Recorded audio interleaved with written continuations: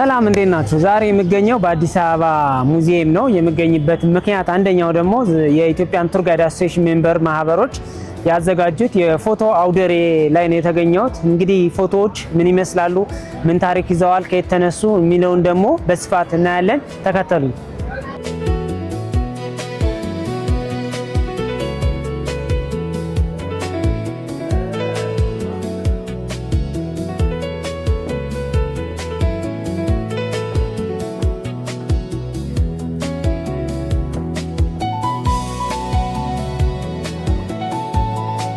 እባላለሁ የኤቲጂቢ አባል ነኝ።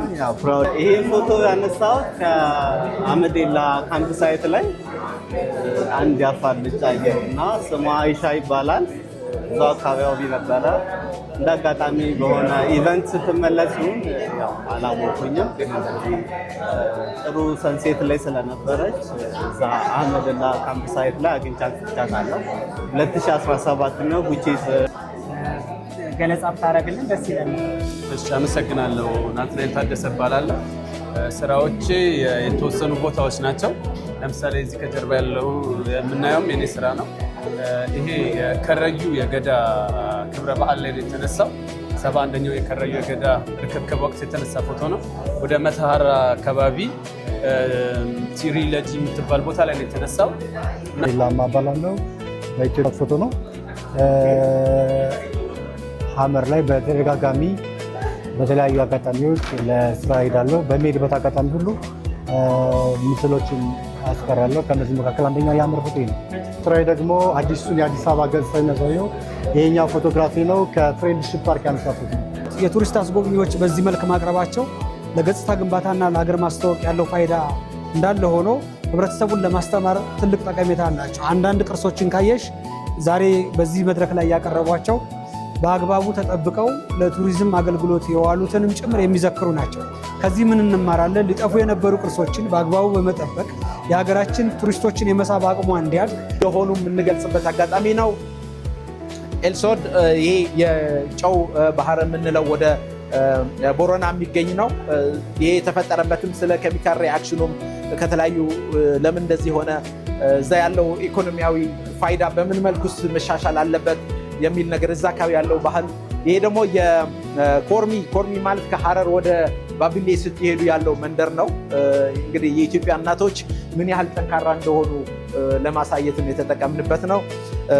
እቺ የሙርሲ ልጃገረድ ይሄ የቦዲ ዴኮሬሽኖች ለማሳየት ነው። ይሄ ሲዳማ አካባቢ ነው። ይሄ አርቦሬ ስለ አርቦሬ አጋጣሚ የሚጠቀምበት ነው። ባይ ዘ ወይ አርቦሬ እንደምታውቁት በኮንሶ ሐመር እና በቦረና መሀል ያሉ ናቸው። ስለዚህ አርቦሬ እዛ አካባቢ ብዙ ጊዜ ኮንፍሊክት በሚፈጠርበት ጊዜ ማህበረሰብን ኔጎሽየት ማድረግ የሚችሉ ናቸው።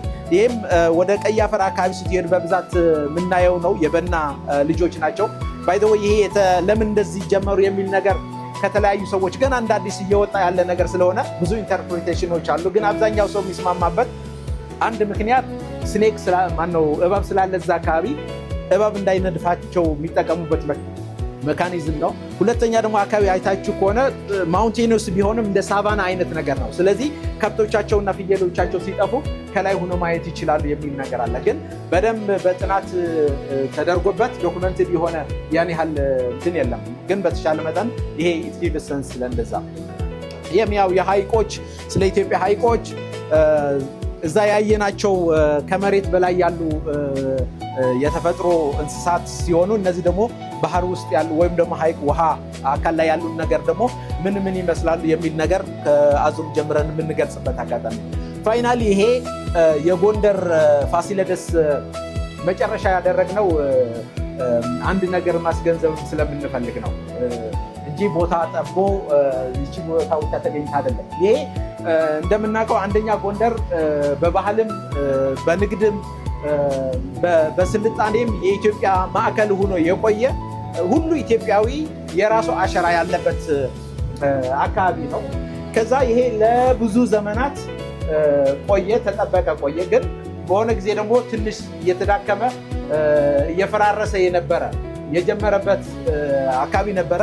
ከዛ በኋላ ሪስቶር ተደርጎ ደግሞ አሁን በምታዩት ውብ ሆኖ ለጉብኝትም ለነገ እንዲቆይም ጥሩ በሆነ ሁኔታ የተሰራበት ነው። ስለዚህ ይሄ ለሁላችን የቤት ስራ የሚሆን ነገር ነው ማለት ነው። ትናንት ሳይኖር ኑሮ እንኳን ለማደስ ለማየትም አንበቃም ነበረ። አሁን ደግሞ ከመጥፋት ወይም ደግሞ ከነበረው ይዘት ከመቀነስ ጀምሮ ስሩታይ የማይጠፋ ነገር የለም ጊዜ በሄደ ቁጥር። ስለዚህ እንደዚህ ሪስቶር ተደርጎ በዚህ መልኩ ስናየው ደግሞ ነገ ደግሞ እኛ በኢትዮጵያ ውስጥ ለሃይኪንግ ለትሬኪንግ ለብዙ ነገር